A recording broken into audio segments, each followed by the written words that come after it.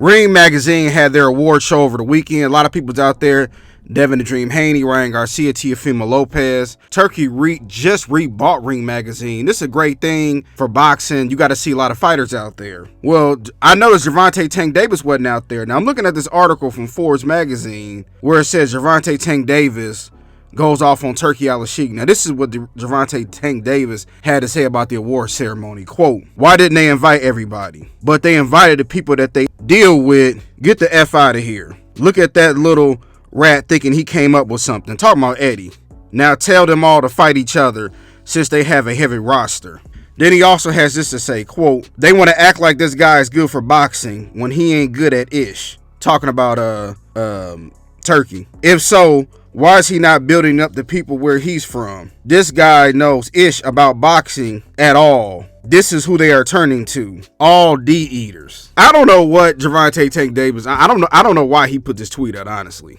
We got to keep it real over here. Turki, arguably, was probably the best thing that happened in boxing, I would say, since about 2000 and around 2003 and up, honestly. Even with all Floyd fights, that was very heavily managed, or should I say, scripted. The last half of his career, Floyd was very scripted.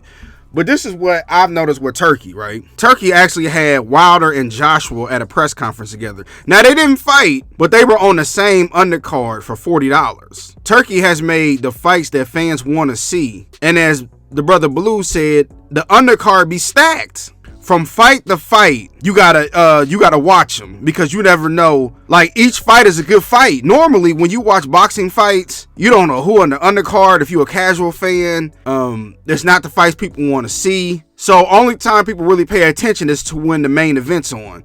But with Turki, every fight is a big fight. So how is he bad for boxing? The difference between boxing of old and boxing now is that back in 2013, 2014, everybody was on the PBC, and Tank, they didn't fight everybody. They didn't fight each other like that. We never got to see Keith Thurman and Earl Spence. It was a lot of fights that we never got to see over there. With Turki, you're getting all the fights you want to see. We got to see the first time Undisputed in the 4-belt era. You got to see Bivol and Better Bidev. We got to see Joshua and Dubois. You got all the different boxing promoters working together now.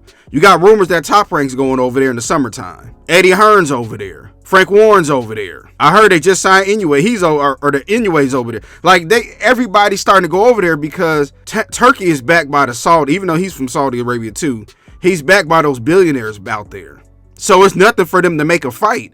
The reason why we never got to see the fights we want to see is because the suits used to say it ain't enough money. Well, now it's enough to go around. So what's the issue with what he's doing? Now, some people can say because boxing always kind of been more of a free market, Turki at some point can regulate the price. I mean, but honestly, we need a Dana. Turki is like almost the boxing version of Dana White. You got to have that now, because if not, boxing is going to keep free falling. You see, back in the day, growing up, we had Friday night fights on ESPN. We had HBO and Showtime. They don't even exist no more. Now it's all about the Zone. And like I said, you hear rumors that since Top Rank's going to the Zone, what networks is boxing going to be on? Okay, Amazon Prime. How many fights have we got to see on Prime?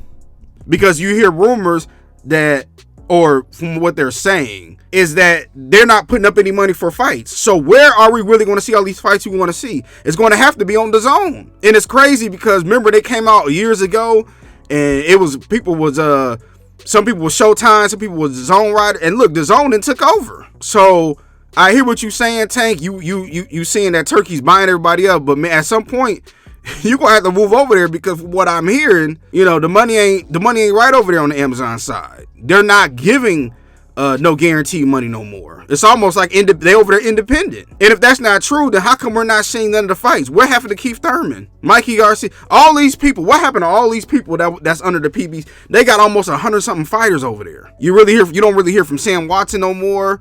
Nothing. Floyd, you rarely hear Floyd talk about the PBC. I mean, like, what's going on? So I don't know, man. I think with Tank, at some point he gonna have to go over there to make to get the fights. But I just want to get my quick thoughts about it. Tell me what y'all think.